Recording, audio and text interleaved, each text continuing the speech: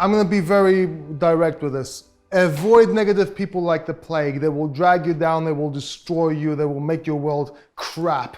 They will not let you advance. They will not, their negativity and their jealousy will hold you back so much that it will make you negative. See, there's negative and there's positive. Believe it or not, negative is more powerful than positive. You see, negativeness is just, it's a plague. Now, let me give you an example. First of all, it can be from subtle to hardcore negativity coming from people. Subtle negativity. Whenever you're about to do a project, I'm going to go do this and I'm going to make this much money and make these flyers. Oh, why would you do that in this economy? Are you sure it's going to work? So much time, negative right there. They will tell you why it won't work. They will tell you every single thing why it won't work. They will start telling you their experiences why it won't work, why other people couldn't do it, and all this crap, and it will make you negative. Also, whenever something happens, okay, look at me right now, okay? I'm standing here, I'm actually hurting, I have cancer, yeah, and I'm here smiling, talking to you, and getting this done, yes? Negative people. Right? What would they say? Oh, my back hurts. Oh my God, I didn't get no sleep last night. All these things that will dwell you and put you in misery. And what will that do? They will stop your drive, your focus, your destination. It will stop you reaching your goals. It will make you negative. You will start complaining. And if you're trying to maybe help them, you will end up becoming negative because negative is more strong. It's more powerful than positive, believe it or not. Because we're human beings. We're subtle to it. We're open to it. I'm not saying people can't change. I'm not saying kick them in the head and get them out of your life. I'm saying help them. And if they can't change, get rid of them. Do not fall because everything will go wrong for you. Their misery will spread. Negativity attracts negativity. Negative people attract negative people. This is why successful people don't hang out with other people. You will see them always with successful people, having fun, smiling. You will never, and when you see, you'll have that friend that's negative, and he's always hanging out with other negative people, and everything's going wrong, and you just don't want to be with them, but you are, and without you realizing, you're being negative later on that day. And then you wake up in the morning. All right, and you're smiling, and the guy is, and the negative person's like, oh my God, well, it's going to be a terrible day today. Your day is fucked. You're waking up ready to go, take this, go that, get this. Today I'm going to do this seminar. Tomorrow I'm going to go do I don't know what. And the other was, oh my God, it's so hot today. And complain. And oh my God, my foot got wet. I stepped in a puddle. Woe is me. Come on, man. Stay away from this. Everyone complains now and then, but if they can't change, get rid of them. Talking about negative people, negative environments. If you live in a negative environment, move. Go away. Far away as possible, because you'll become more negative. People live in a ghetto, that's pretty negative. And when they make it, they move out. And everybody's wondering, why did you move? Why did you forget your people? Because you're a negative bunch of fucks, I have to get out of here, otherwise I'll be like you. You can't be successful in the ghetto and stay in the ghetto. It's not possible. You won't become successful. You move out. You have to go up, You have to go up levels, right? You have to give to get. And what I mean by giving to getting, I'm not going to analyze this too much. You just take my word for it. Give to people and help people. Now, I'm a philanthropist. I help people all the time. I told you about helping people in the presentation before as an example in Nigeria. I give money to people on the street. I give food to the people. If you don't have a lot of money, it's not that hard. Buy some croissants from the kiosk or the shop or whatever you guys have, a market. So you know those €1 croissants or 80 cents? You can even get cheaper. You can get like 60-cent ones from Lidl, I think, or something like that. Have a bag in your car. I tend to do this. I tend to help people do different projects as well. I invest in them, or I give them money to start out, and I don't ask for it back. But, and I'm not saying this to show off, I am a philanthropist, but I also believe and know, you see, when you give, even if you don't have money, because I've given money, my last money as well, you know, even if you don't have a lot of money and you have problems and you're giving money, it's the effect's more. What happens is it gives you a sense of this sparsity, that there's no sparsity of money, you know, there's abundance of money in the world. You can always make money. And this adds to your mentality and your confidence. You feel good about yourself. You feel there is more money to be made, and it makes you make more money. And a lot of people, rich people, a lot of successful people have a rule of giving 10% to charities or to people in need. I try to do that as well. I suggest you do that as well. But you have to give to get. And if you have faith like I do, all the much better, it makes you feel better. And if you believe in things like the vibration of the universe that gives back to people that give and karma and stuff like that, again, it will make you feel better. So let's talk a little bit more. We talked about negativity and we talked about giving to getting. Let's talk a little bit about positive versus negative. Something very, very, very, very important. Make sure you're not negative. See, there's a lot of people that complain about how people are negative, and they don't realize it's them being negative. This is an example of positive and negative thinking. You know, and negative thinking will make you not see the point. You won't vision the goal. It will kill, you will lose the forest for the tree, as we said earlier in the presentation, which is a Greek saying. Instead of thinking why something won't work, try thinking how something will work, how something could work, and what are the solutions to this. Another excuse I hear a lot, and we did touch on this, so I'm just going to expand on it just a little bit, is the crisis excuse. What is the crisis excuse? There's a crisis. Everyone hears crisis. Everybody hears all this negative stuff on the news. Everything, you know, all this negativity, people this, people that. It's an excuse. Let me tell you something. Pre-crisis, I remember people saying, you make your money in crisis. In Greek. Everyone's preaching this. You say, back in America, back then, these people did this. But there was a crisis, different times, and in the crisis, you make your money. Okay? And they would use this as an excuse to not become successful or make tons of money or be what you want. Or it was different times. Okay, first of all, history repeats itself. We have a crisis now, just we had a crisis then. Yes, it's different times, same situation. You just adapt and improvise to the different things that are going on. I would argue that it's easier now because of the internet. Now, all these people that used to say you make money in the crisis, okay. Why aren't they making money now? Why have they changed their tone?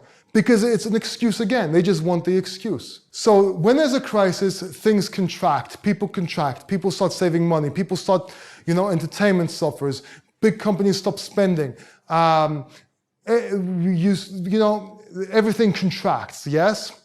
What should you do? You should expand.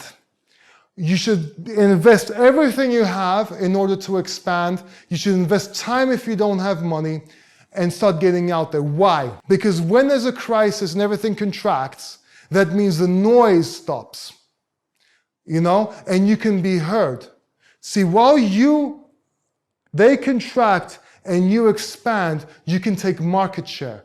And as you take market share, when the crisis leaves and the economy starts jumping again, you take that market share, which you would never do if there wasn't a crisis, because there's too much noise, too much advertising, too much this, too much that. Another thing the crisis does is make you think out the box, make you think of different solutions, make you think of different ways to do marketing, and that's where innovation is born. So when I was doing timeshare marketing and I was teaching, I invented a new marketing way. I won't get into it right now, but it's going to be in another book I'll probably write or another course. I invented a new system of marketing. It was lower budget and it was much more effective because the previous one wasn't working as good. It's the same thing in the crisis. You will find different ways of advertising. in order to get out and be more creative and innovative ways so you can get out there. And I will talk about this later on at the end of the book in action plans, where I will actually tell you. You see, all this is just mindset and theory and fundamentals. At the end of this course, I'm actually going to get into how to make money, how to become successful, and give you a 1, 2, 3, 4-step plan. This is what you do. That doesn't work, this is what you do. That doesn't work, this is what you do. You know what I mean? And it will pretty much get you making at least $2,000-3,000 a month if you have no money, which you can use that money to make more money after that. And it's not a get-rich-quick scheme. You don't have to pay me, you already did. This is just action plans on how you can do it. And the only thing that will stop you making or not making money there is yourself, either taking action or not. We talked about the crisis. Let's go back to negativity, because obviously in a crisis is more negativity. Even without a crisis, you can make yourself negative and have negative impact on yourself, even if you avoid negative people, because of news, for example. So what do the news do? Yeah? You open up the TV set and you're bombarded with everything negative. Yeah? This guy died there. Somebody, the war over there, crisis over here, world crisis. Meanwhile, if you look at politicians, they add to the effect by world crisis by using rhetoric, which is a system, I think I talked about it before, to make everything seem bigger, you know? Because negativity sells in the news. B, they have their own agendas, the politicians and everything, so you can vote for them, etc. With all these negativity, you yourself become negative. It's been proven, don't ask me where and how, I just read this, so don't quote me, that 15 minutes of the news, the daily news, will get you negative for I don't know how many days. Like they've done these graphs and like these experiments. You can search for it if you want to, but I can't remember where it was. Basically, you become negative from that. The same thing with dramas. All these people are watching, they watch comedies, yeah, but most of everything they have, even in comedies they have drama, but the dramas sell more. And they're all the same. You know, it's always the same story with a little bit of difference here and there, because that's what sells and the system sells. By the way, people that are saying let's make something completely new, completely unique, doesn't work. You have to have elements of what people are used to with the uniqueness, and then go from step to step. It's principle of marketing. That's why there's the inventions and everything always seem like the previous one, just better. But let's not get into that right now. Basically, you're bombarded with negativity from TV, series, news, and then you have people talking about the news, talking about the series, and they open up magazines, it's all gossip and drama and all this. And, you know, okay, I was told a few days ago that from a friend of my friend's mother was around their house eating, and we were praying as well. And basically she tells me, did you see the news? They killed this guy for $100, for 100 euros. I'm like, and I was explaining to her how the news only says the bad stuff. Yeah, okay, they killed him for 100 euros. Did they report I gave 100 euros to a poor person the other day? Would they? Would they? You know, even if they do, they have more negative news. So what I'm trying to say is avoid negativity like crazy, even on TV. Now, obviously you need to see the news and everything. You need to see what's going on in the world. I have an application on my phone. I have BBC, CNN Money, RT, which is Russia Today, and Naftem Boriki, which is in Greek. And what I do is I skim through the headlines. And if it's something I need to read, I'll read it. Anything negative, I avoid. So, unless I really need to read it because it's part of the story I need to read, yeah? But make sure you avoid negativity at all costs. Negative people, negative environment, and negative feeds as well. How to become positive. How you have to rid negativity. Okay? So, I mentioned gossip. Stop gossiping. If all you read is gossip magazines, and all you do is watch TV series that talk about gossip, you become a gossiper. You will be the one gossiping. You may not realize it. You may be talking about you hate gossip, but you will be gossiping because that's all you know. You're putting gossip in your mind. You're feeding your information. Now, the mind is funny. The more it learns, it'll get rid of other stuff and put it in the background. So you're getting rid of things that you need in order to remember things you don't need. Stop gossiping. You're probably gossiping and you don't realize it. Okay? As I said before, average small minds talk about people and gossip. Average minds talk about the news and what's going on in the world. And powerful, advanced minds, creative minds talk about ideas. Now, stop excusitis. Stop excuses. There is no excuse you can give me right now. Very, very few people can give me an excuse. What are you going to tell me? You didn't sleep last night. You need your time. What? You don't have money. I've been broke. What? You have the flu? I have cancer. Or had cancer, or getting over cancer. I like to say I'm getting over cancer. I don't have cancer just because it's a mental thing.